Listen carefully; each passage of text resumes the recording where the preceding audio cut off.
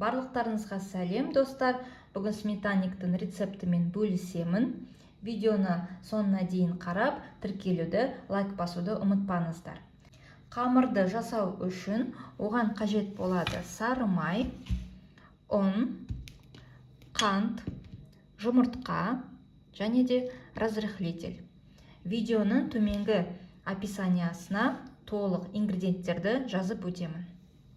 Сары майдың үстіне ұнымызды саламыз. Одан соң разрыхлитель. Одан соң қант. Осының барлық біз песочное тесто жасаймыз. Қолмен жақсылап тұрып үгітеміз. Одан соң бір жұмыртқа.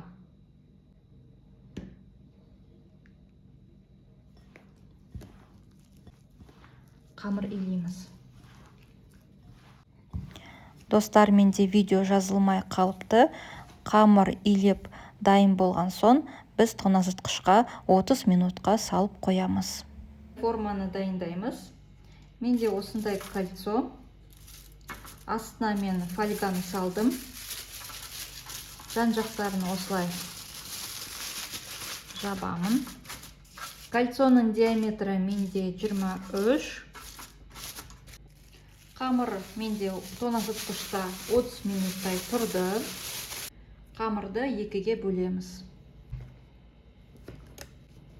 Қамырды екіге бөлдім. Енді осы формамызға саламыз. Қолмен басып өтеміз. Видеодағыдай қараңыздар.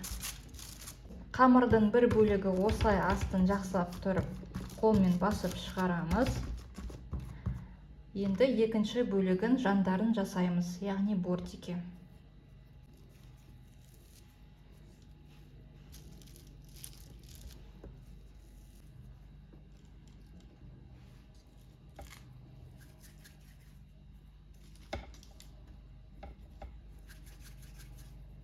Осындай бізде бортиктар шығуы тиіс. Қолмен жасап шықтым.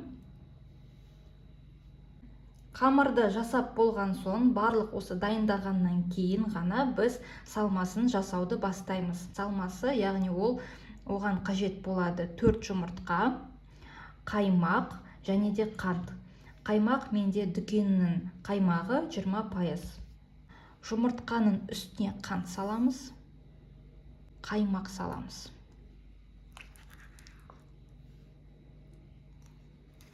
Ешқандай миксер, блендер оған қажет емес, тек қана осы вилканың көмегімен араластырып шығарамыз.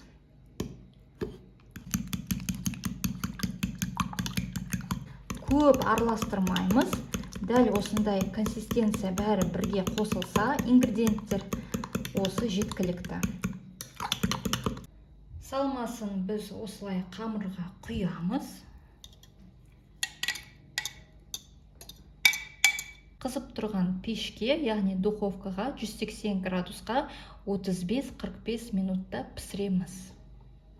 Достар, осындай пирог шығуы тиіс. Бетіндегі осындай сарылау болуы керек. Ендеше осы формадан біз алып шығамыз. Ең бастысы біздің пирогымызды біз толықтай 2-3 сағаттай суытамыз. Одан соң ғана біз осыдан формадан шығарамыз. Пышақтың көмегімен осылай шеттерін өтіп шығамыз формадан шығару үшін. Қазір біз бірге көрейік.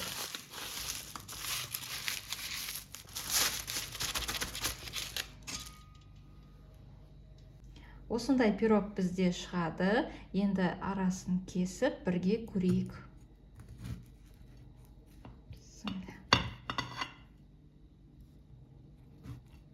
Міндетті түрде осы рецептпен жасап көріңіздер.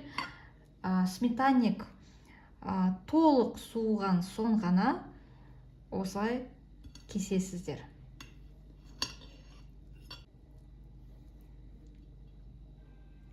Осындай сметанник шығады. өте керемет, әдемі жасалынған үй жағдайда. Міндетті түрде жасап көріңіздер. Осылай толық пісті. Дәмі өте керемет болып шықты. Міндетті түрде осы рецептпен жасап көріңіздер. Видео қызықты болса, тіркелуді, лайк басуды ұмытпаңыздар. Сіздермен болған Динара. Келесі кездескенше сау болыңыздар.